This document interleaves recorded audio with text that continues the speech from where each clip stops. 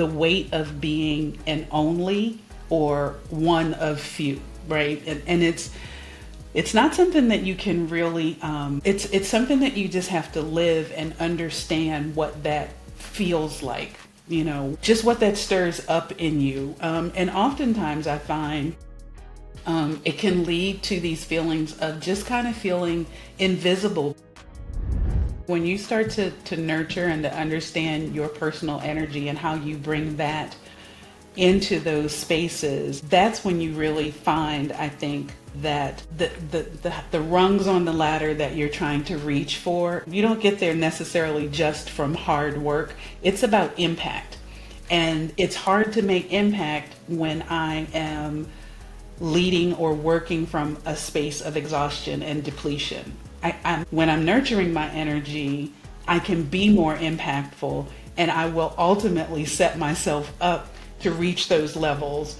Hello loves, this is Mercedes Swan, the Career Love Coach and host of the Career Love Podcast. This podcast is my love letter to the 9.8 million Black women in the workplace and a safe space for Black women who want to change the world to build a career, business, and lifestyle you love. Today we are diving into the intersection of wellness and professional development with the amazing Dr. Lynise Green. I'm so excited. This is really going to be a good one because honestly, I have so many Black women who will reach out to me and they'll say like, oh, I am so passionate about wellness and healthcare and all of those things, but they don't see it as a real career or a real business. They only see it as something that can be a side hustle or a hobby. So today we're talking about all of those things, including how your personal energy and wellness journey can really impact your career, how exploring holistic wellness and naturopathy can help us enter our Black women bliss era, and of course, finally, how to pursue a career path in wellness, because I think just seeing it in real life out there in the wild is really exciting. And so with that, I'm really excited to introduce Dr. Green. So I'll do a little bit of an introduction and then we'll dive right into the questions because I know y'all want to hear all of the things.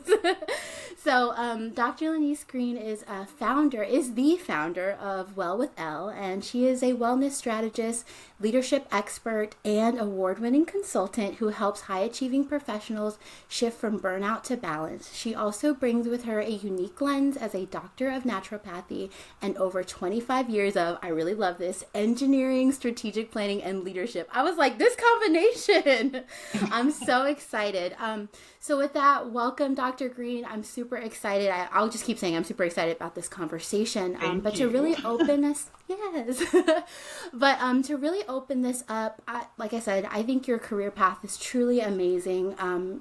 Even from just the standpoint of saying you're a Black woman in engineering, but now having taken that path and now living out what many would consider a true dream, right? Like I said, I saw somebody like, oh, it's not possible to do this. And so I think it can really speak, all of this that you're pursuing and have pursued really speaks to the journey of Black women and what's possible. So tell us a little bit more about your journey and how you became a leadership expert and all that you're doing today. Yeah. Well, thank you first for having me here and allowing me to share with your audience. So yeah, as you mentioned, I started off in engineering. My first degree is in mechanical engineering. So I did that for quite a while. Large scale DoD contractors, the whole engineering 9 yards. Moved ultimately into program management. So I was doing large scale software development, program management, and then actually experienced what I'll say is the first of 3 bouts of burnout that I can really sort of put a timeline on. And then during that time, I got introduced to a woman who was or is a naturopath and just really was amazed by what she knew and just her understanding of the body and how it works. And I thought, how come more people don't know this? I need to do that instead of, what was going on in engineering. And I was at a point where the IT, the tech, the engineering world was really not feeding me personally. And I knew I just needed to do something different. And so I went back to school. I got the doctorate in naturopathy. did postgraduate work in nutrition and stress. And so I lived in that food world for a little while. But then the more I tried to talk about food with people, the more I was trying to unpack all the other stuff going on in their lives that was stopping them from making good food choices. And eventually I ended up going back into the corporate world, but I was managing corporate wellness programs. So we'll talk a little bit about that when we talk about career paths. And I was just really, as someone who was a leader in the corporate world and working with other leaders, just really saw how people were just burning out and normalizing what that was all about. And so kind of took the best of those both worlds and merged them together and developed a framework to really help organizations and leaders figure out how to really leverage their well-being so that they can be more effective at what they're doing as leaders, and to help organizations build wellness strategies that are really more strategic and operational. So it's been a journey. It's been a journey. And I think we've kind of, there's so much that I could pull from what you've just shared, but I think so many of us, like, we go into a career path, it's not quite what we thought. And it doesn't mean that it wasn't like what we loved or that we really wanted to do, but it's just kind of that realization that we all have multiple passions. We all go through a journey, and like, it's okay to be like, okay, you know what? I've seen what I need to see. I've done what I need to do. And also just the discovery part, because I love that it was like this connection of like, wow, I didn't even know this was a thing or this was something to consider. I know for me, until my mom started looking into working with a holistic doctor, that there were so many different avenues of what she was exploring and learning that is just not out there. Like, we just don't talk about it. And I think as Black women in this space of how we have the outcomes that we do healthcare wise and otherwise, every area, right? Because we're not represented, is just a challenge. So I applaud and just like really admire your journey and the space and like getting more of this information out here and accessible to Black women, because burnout is just not the emotions. I'm sure I'm preaching to the choir, right? But it's not just the emotions. It's like how it impacts every part of our lives. So I'm excited to learn.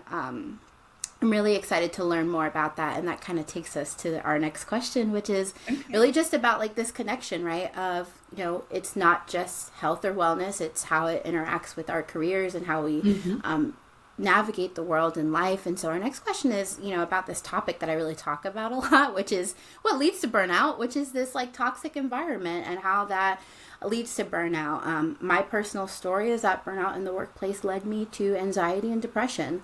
That truly is how I experienced this. And I have an ADHD diagnosis that was caused by that. So I wasn't able to mask anymore. And so I was really, really struggling. But also at the same time, I know it's really hard to find like the data that speaks to our experiences. And so often what happens is when I'm talking about this, Black women are like, I haven't heard my experience reflected in anybody else.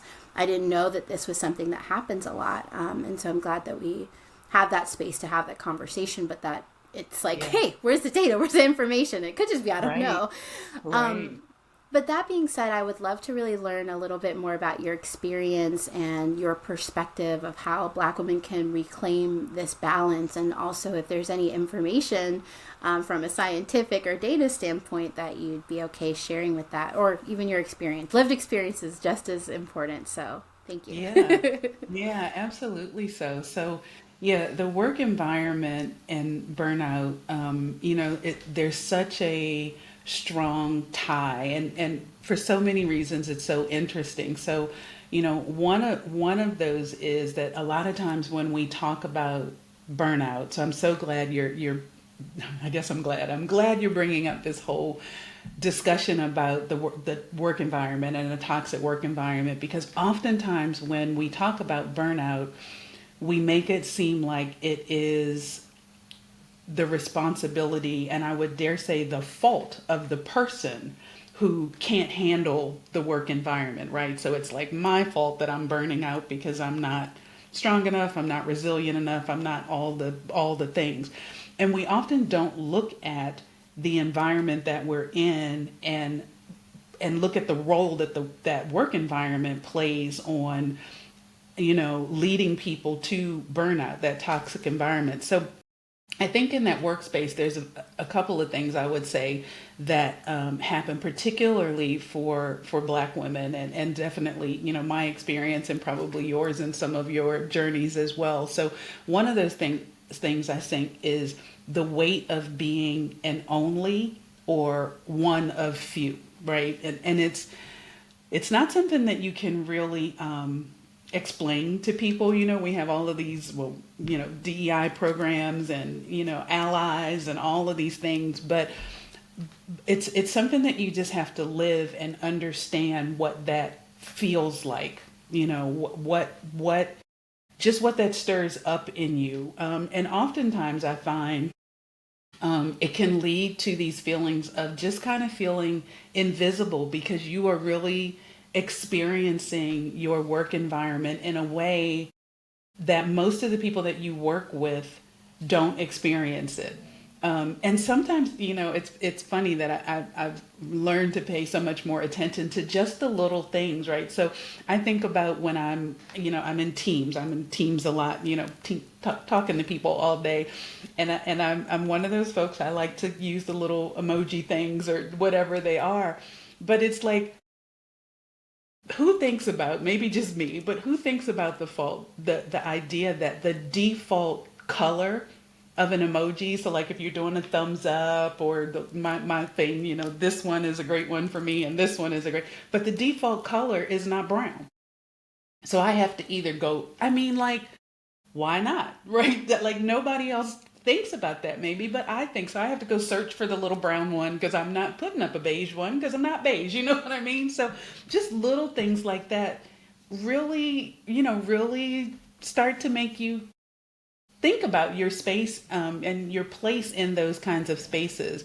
I think also one of the things, again, as Black women, that we are expected to do in these spaces is to do a lot of code switching, right? So we've always, we have to be kind of the easygoing. We're always, on board with the team. We're big team players because when we do assert ourselves, it's often viewed as aggression and not assertion.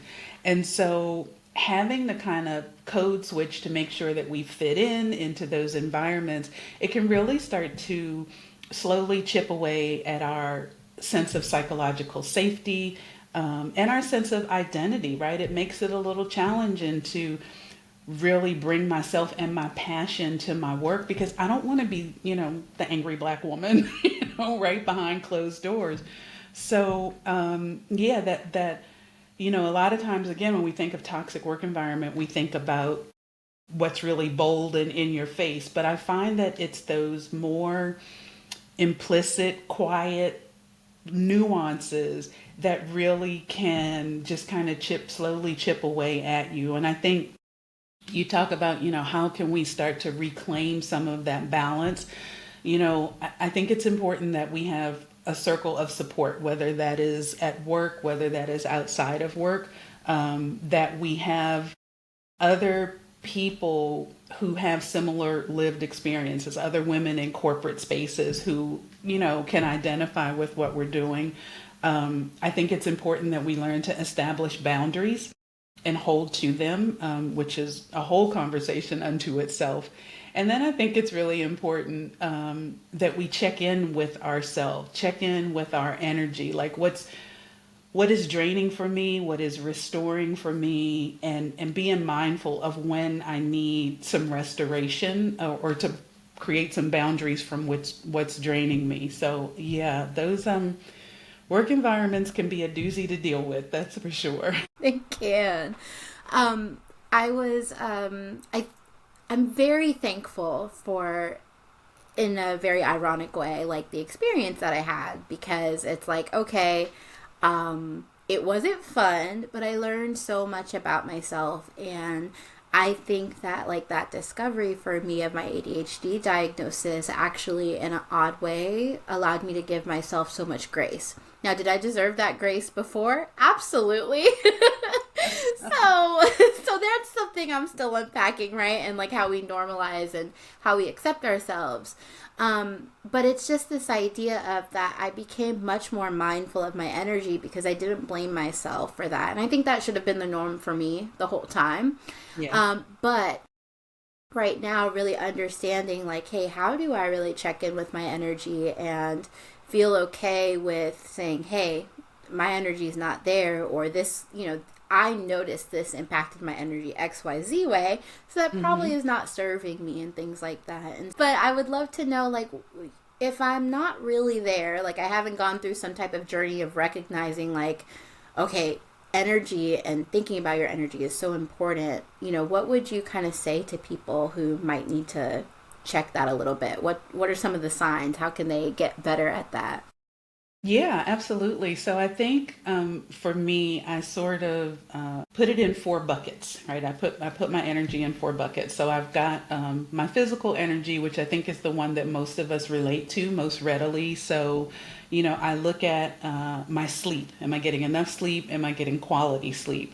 Am I moving my body, right? Because we're very sedentary right now. So am I moving in a way that feels good? And am I doing that consistently? Am I eating well? Or am I, living off of coffee and energy bars and, 5 hour, okay, look, 5 hour energy, so how am I physically feeding my body? So I think, really paying attention to am I making time to eat? Or am I just like, go, go, go, oh, I'll grab something or I'll skip it over, really kind of paying attention to those aspects of physical energy. Spiritual energy, so another bucket, and I don't mean religion, I mean more, am I in tune with my values? Am I in tune with what's important to me? And not just like, do I know them? Can I write them out on a piece of paper? But am I able to live them through my work? And through the things that I do, because I really feel like when we get disconnected from that, is one of those places where burnout really starts to happen, right? So kind of checking in and making sure that you're able to make decisions, from those places and behaviors from those places that represent the things that you value. Mentally, I look at just mental fatigue, decision fatigue, just we're faced with so many decisions. And again, as women, we have a lot of invisible mental labor that we carry. And so just really knowing when, trying to figure out what's for dinner, trying to figure out, what am I going to wear tomorrow morning just becomes a lot, like I have no more answers in my head. Like when you feel that you want to say that, like the trigger, that's a sign.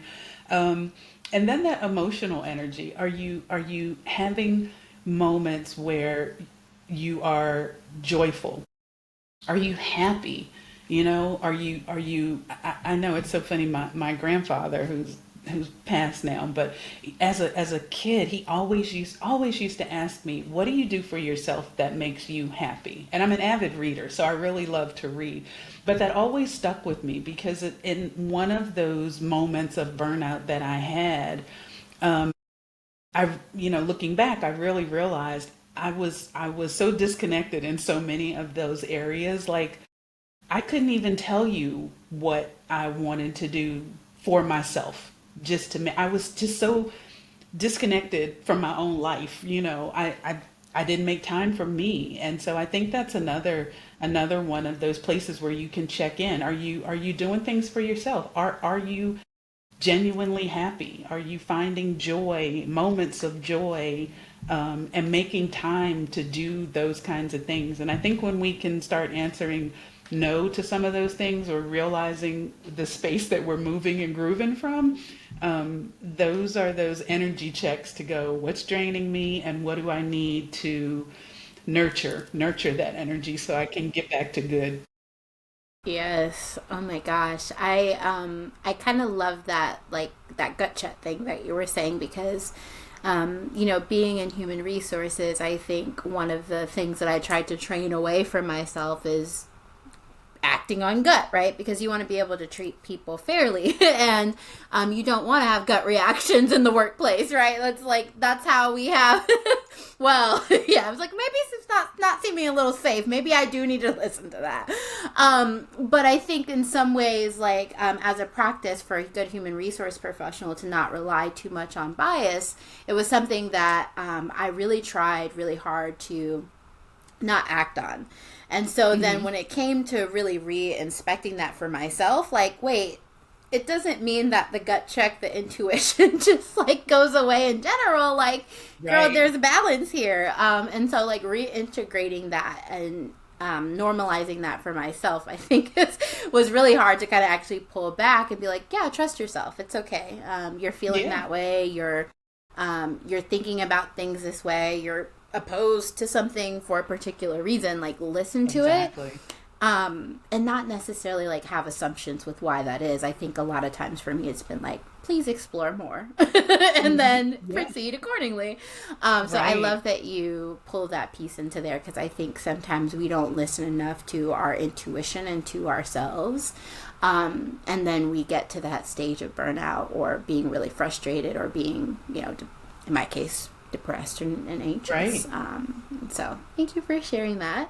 Which takes us to our next question, which is all about this idea of energy management, which we've talked to, and I think it'll help to set us up for this conversation a little bit more. But this idea that we don't have a split. We don't leave ourselves when we walk into the workplace. It would be nice to say that, but we don't.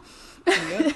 I wish we could just shut it off, right? maybe not. It maybe make things easier or toxic environments easier, but that doesn't happen, which means our energy and our ability to manage our energy is connected to how we develop ourselves professionally, who we are as leaders. That was definitely true for me being in management and really having to have open conversations with my team and say, hey, I am going through these things by working with a psychiatrist and my therapist, because I did notice these things, and I just want to have that conversation, be open with you. But if I hadn't have done that work on my own, they might have been having a real hard time, okay, with what's going on with Mercedes.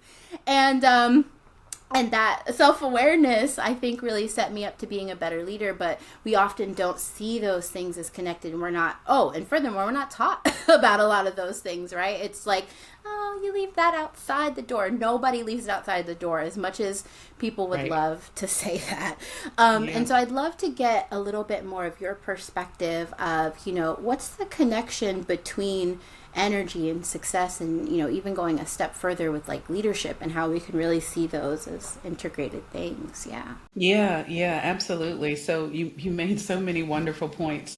As leaders in organizations, we get a lot of that training, that development that centers around what I'll call the hard skills. So time management and how to color code your calendar so you know where you're going and who you're talking to. We are good at that. We are really good at that.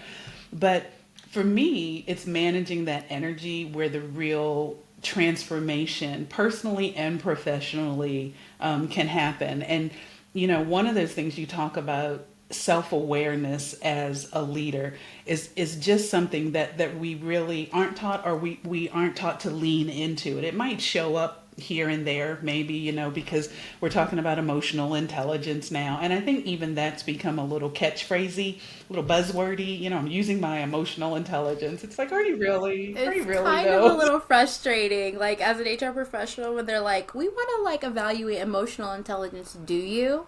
Because that's probably not an interview question. I'm just putting that out there. Anyway. Exactly. So, learning about self-awareness as a leader, and that self-awareness, again, how it relates back to your energy. So I think for so many, we've tried to have success, right, without energy, and without the energy or the capacity to really sustain it. So success has really become something more that looks like survival, right? We're hustling, we're grinding, we're always on the go, we're exhausted, but we dare not tell anybody that, because I don't want to get I don't want to be seen as not capable. I don't want to, oh my God, maybe there's a promotion coming and I don't want them to think I can't handle the promotion or the next project. And so we suffer in silence and we're suffering.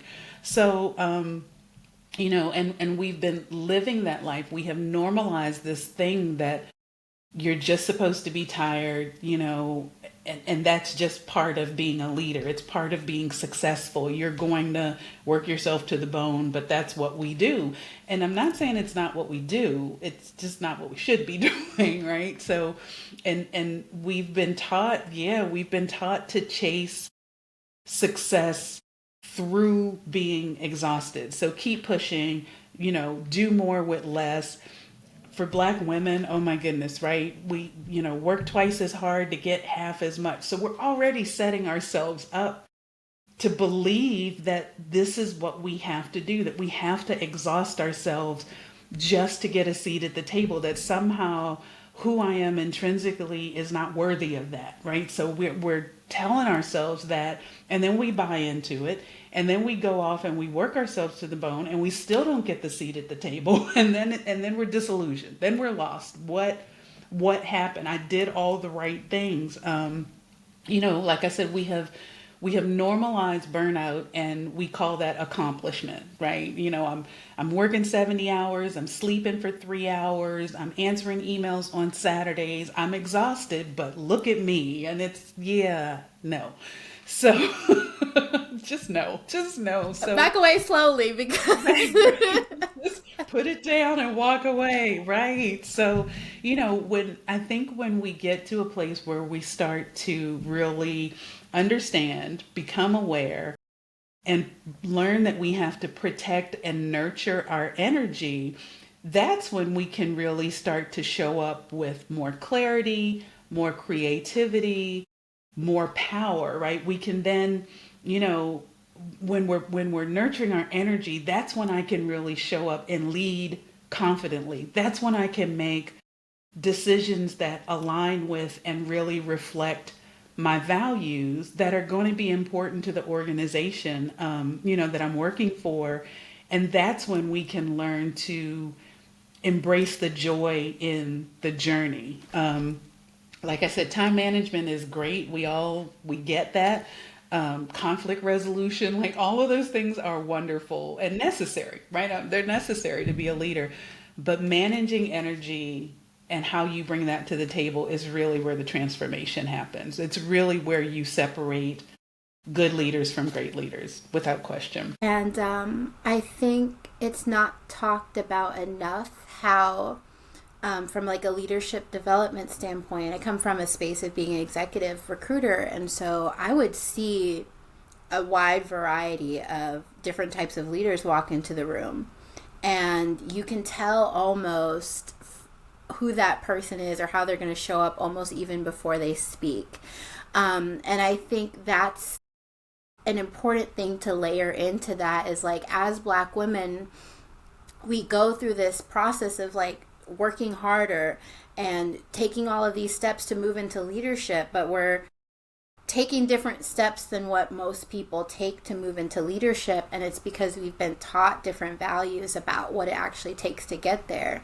And I think whenever I have somebody that I'm working with, and you probably have had this happen too, of being a leadership coach, is that sometimes it's not always about all of those strategic steps that you took in an organization. It's how you've defined yourself as a leader, what your leadership philosophy is, and your energy like just goes into that so much. And so for all the Black women listening to this, that you feel like you've been snubbed, you haven't got that promotion, you've been working and working and working to move to that next level, but you can't see that happen, actually take a moment and say, hey, let me really define like what my leadership style is, how I define success. And that does shift how you walk into a room and how people respond to you and your capabilities of moving into leadership. And so I really appreciate that you've put that in that way of prioritizing truly like your awareness of your energy and how you define success. I think it's all connected, and we often don't.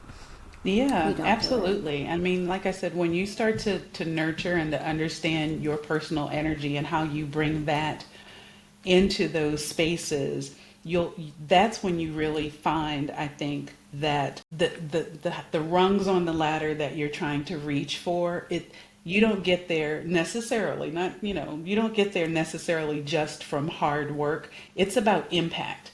And it's hard to make impact when I am leading or working from a space of exhaustion and depletion. I'm not impactful for anybody, right? And so when I'm nurturing my energy, I can be more impactful, and I will ultimately set myself up to reach those levels because they're seeing the impact that I can bring when I bring in my full and my whole and my healthy, energized self to the table. Absolutely. And this just the connection of like full self versus I'm shrinking, or I can't even, I don't even have the energy to show up. It's like, yeah, your team, when you get there, they're going to need your full self. Like, you got to get it Right. together, girl. Get it together now before you're responsible for other people. It's rough when you're responsible for other people sometimes. And then you're just not managing your own energy, you're managing their energy too. That's another story. That's We don't have enough time for that. That's a whole nother podcast, okay? It's a whole nother Managing your podcast. team's energy. Woo. Oh my gosh. Goodness. You have a discordant team. Good luck with that, sis. You can't manage their energy and your energy at the same time. Oh That's my another goodness. thing. Yes. Yeah, that's a whole thing. Oh my god. Yeah, we're not going there. We're going to the next question. That's another time. But yeah, so I mentioned, like, we don't have a lot of data, and so I do love taking this like more science based or back approach to like leadership, and how this way of centering like holistic wellness and holistic care of self really is connected. And so my next question with you is like, how can Black women really leverage the science behind your work and naturopathy and help them to really use that understanding to help them enter what I call their Black woman bliss era of like true alignment and operating in their highest self, right? Because that's where I want to be. I want more Black women over here with me. Right. So yeah, what would you share for that to help them kind of move through this journey? Yeah, that Black woman bliss era, right? So that is, for me, all about honestly reclaiming our right. I want to emphasize that, reclaiming our right to joy, to rest, to ease, and like you said, to wholeness, and reclaiming it in a world that often demands our labor but disregards our well-being, right? And so I think that those holistic practices, holistic wellness, optimizing your personal energy, I think it supports it in some really interesting ways. So one, I think it helps us make the shift from surviving to thriving, from survival to sovereignty, right? Because again, we have been, as Black women, we have been historically conditioned, I feel like, to operate in survival mode, right? We're fixing, we're giving, we're overperforming, and that bliss era, it says no, no more to that. We're not. I'm gonna rewrite the narrative of how I show up. And it can be a little uncomfortable rewriting the narrative, and how people around you respond, right? Because this is generations that have taught us, and conditioned us to operate in this way. But yeah, that those holistic practices really say no, that we're not doing that anymore. It teaches us, I think, that rest and nourishing ourselves, whether that's physically, mentally, emotionally, spiritually, that having boundaries is really okay, and that finding and having joy and happiness and pleasure, it's not indulgent, right? It's necessary, and these are, again, these evidence-based practices that really help us to restore not just our power, but our peace, which I think we sacrifice quite a bit of. I think it also allows us and centers our bodies as something sacred and not just disposable, because those natural approaches really respect your body's natural rhythms. And as women, we are very attuned to our natural rhythm, even though when we're in a corporate setting and really, frankly, any kind of setting, we are often taught to dismiss those settings. I mean, let's be honest, for most of our working careers, right, we are going through a monthly cycle where my energy may not always be at its peak or its best. My attitude may It's not rough out always here. be at its peak or its That's best. right. But we are taught to, medicate it, dumb it down, ignore it. You still have to show up at 110%. Don't really feel, I don't care how you're feeling, how you're cramping, how you're tired, how you're all the things.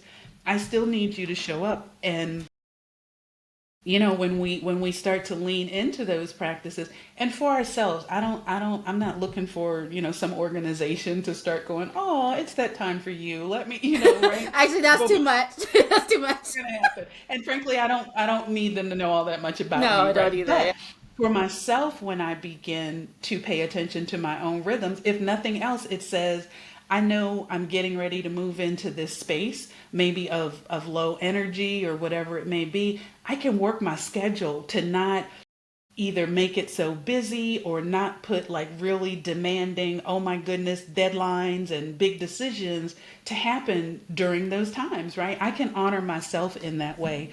And so ultimately, I think it really, those holistic practices really help us to redefine our power on our own terms. Like I said, you learn that you don't have to just hustle and grind nonstop to be effective, and that you can lead, you can be influential, you can be impactful, and you can be successful, even more so when you are working out of clarity and alignment and intention, and honestly leading with that softness. That is what that feminine energy is about. So yeah.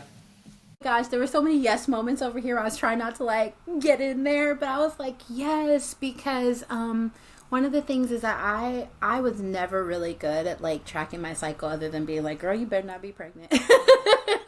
Right? We're getting to the TMI issue, right? And I had just like stumbled upon a video where this lady was really like, no, I plan my whole month around my cycle. And I was like, that makes so much sense. Why have I not done, why aren't we actually teaching other Black women this? Because now I'm much more intentional about my energy. And I was talking about this idea of like giving yourself grace. And now I'm like, no, I know exactly where I am, at what stage and where I am. I got my little ring. It is with like in a day of accuracy. And that is actually kind of scary.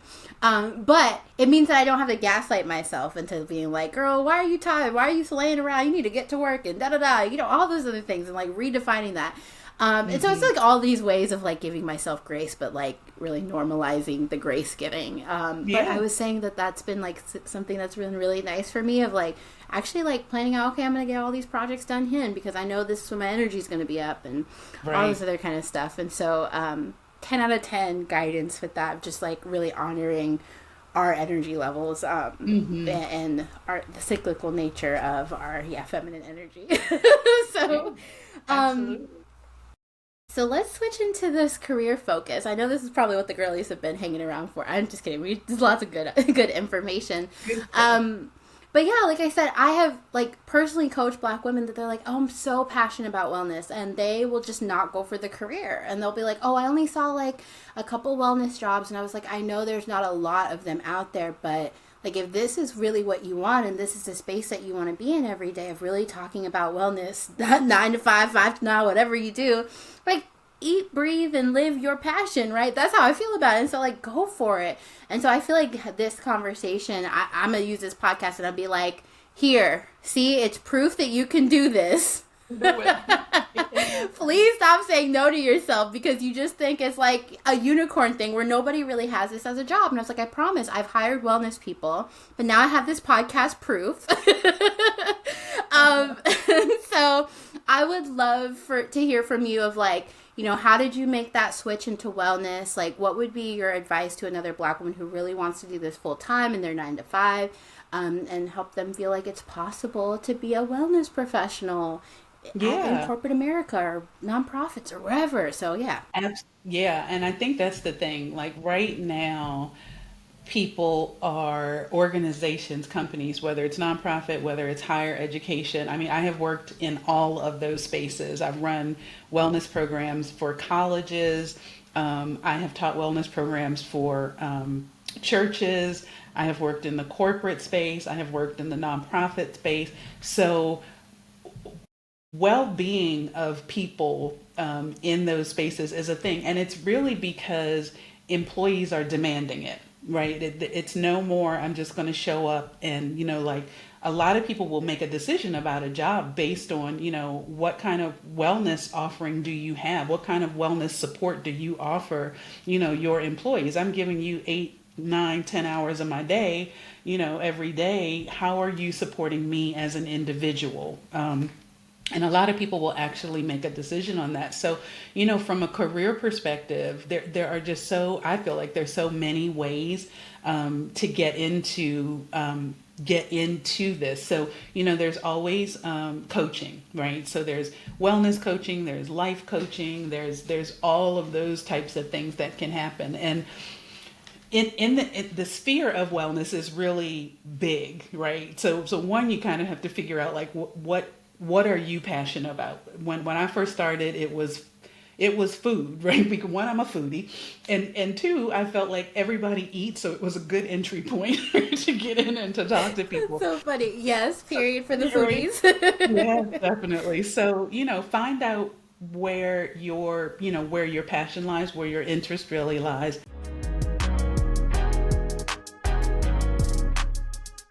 Of course, you know about the Career Love podcast, but do you know about the Career Love community? The Career Love community is a safe, inclusive, and warm environment that I created for Black women who are working on their big career, life, and business goals. The community not only offers a safe space for you to achieve those goals, but it also offers training, guides, resources, and even support like group coaching to help you accomplish those things faster. And because the community is by Black women for Black women, you'll know that your experiences and how you navigate the world as a Black woman is seen, heard, and deeply felt by the other beautiful Black women in this beautiful community. It's my goal to help Black women enter their Black woman bliss era by creating careers and businesses they really love with clarity and confidence. So if this sounds like you, go ahead and learn more about the community in the show notes. You can watch a webinar or you can directly join. And of course, let me know if you have any questions. You're always welcome to reach out. All right, let's get back to the show.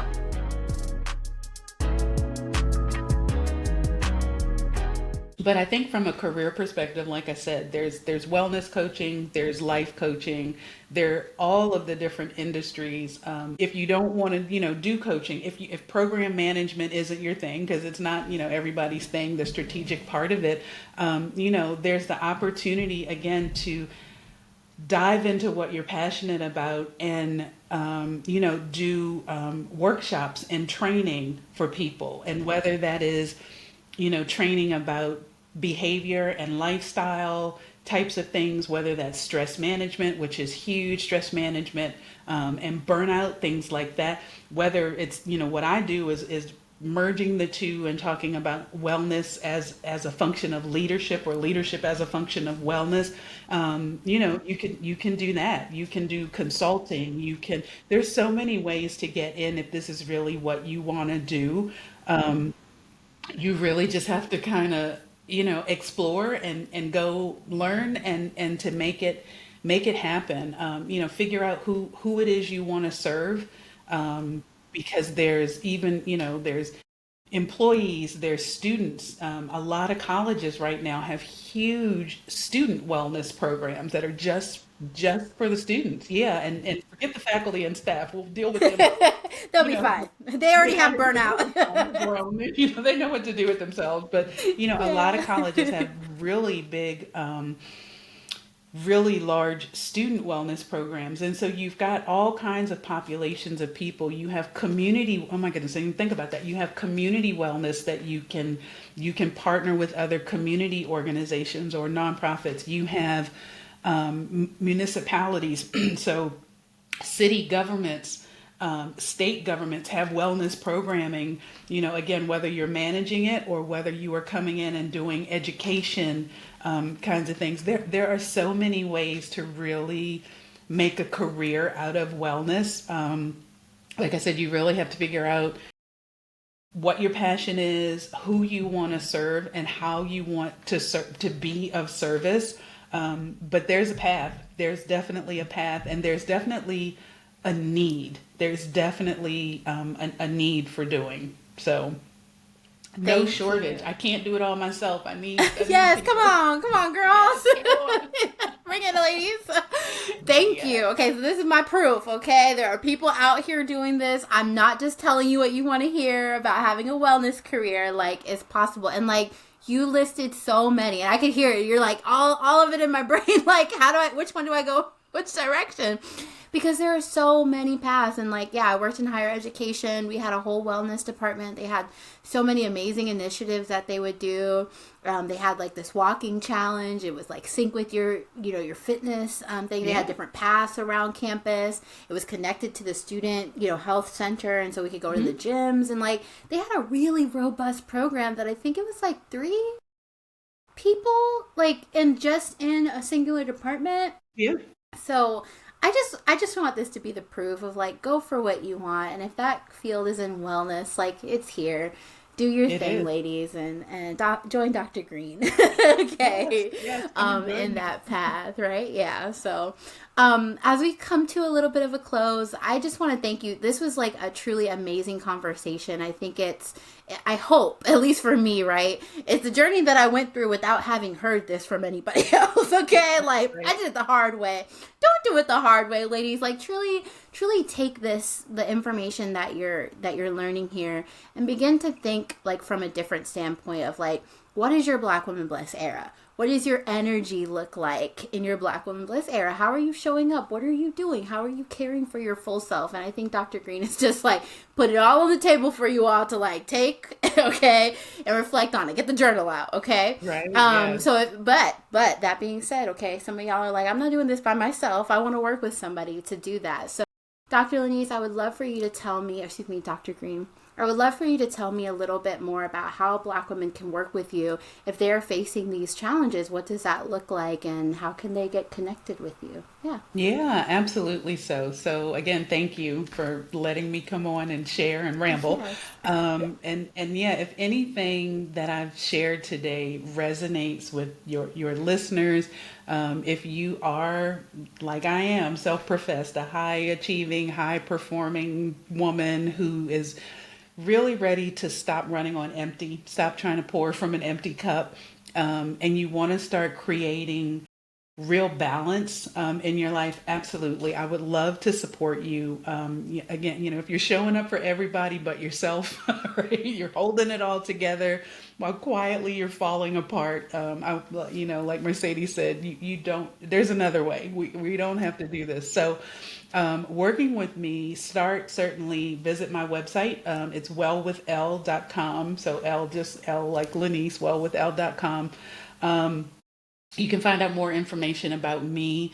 I offer a few ways that I work with people. So I do private coaching for people who want that more high touch, customized support as they're making this shift, this intentional shift. To really look at their energy and to explore where it is, to really develop that self-awareness of when it's not doing what it needs to do, and to develop some personalized strategies for how to nurture and enhance and maintain it. So I do one-on-one coaching with people. I have online resources because sometimes, life is busy. And I just kind of want to give me the information. I'll go read it. I can figure it out myself. Right. So I've got, mini courses that are just little short things that'll really get you on the right path.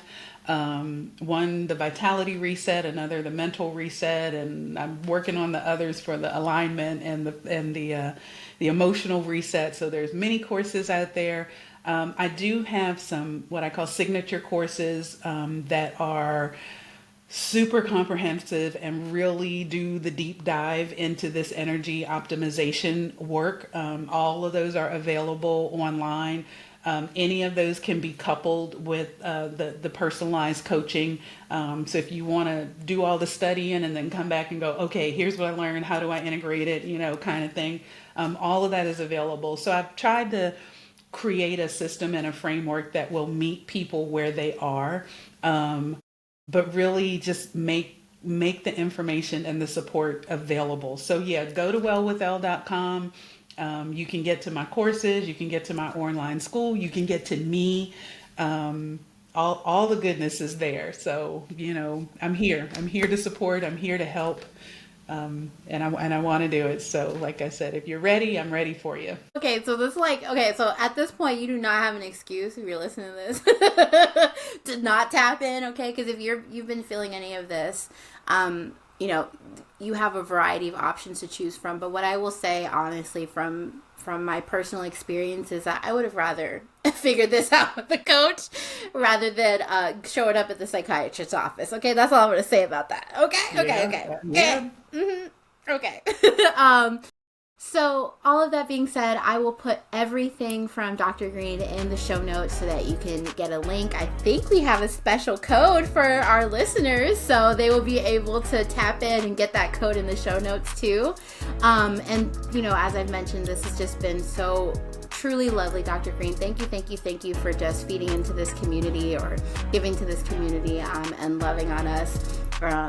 It's been really amazing. So with all of that being said, to our lovely listeners, I hope that you take this information to enter your Black Woman Bliss era. And again, really think and reflect on what's kind of going on in life and bring this together. Truly implement, not just listen. I want y'all to implement, okay? And if you really enjoyed this episode, I really encourage you to subscribe. Share this with another Black woman in your life who may be a little bit burnt out. Okay, she needs this too. Okay? Yes. And if you would like, you can of course support this podcast on Spotify. So love, until next time, me and Dr. Lynise are wishing you an absolutely amazing next week and much success in building a life that you truly love. And hopefully that includes a thriving career and business. So we'll see you all next time. Bye.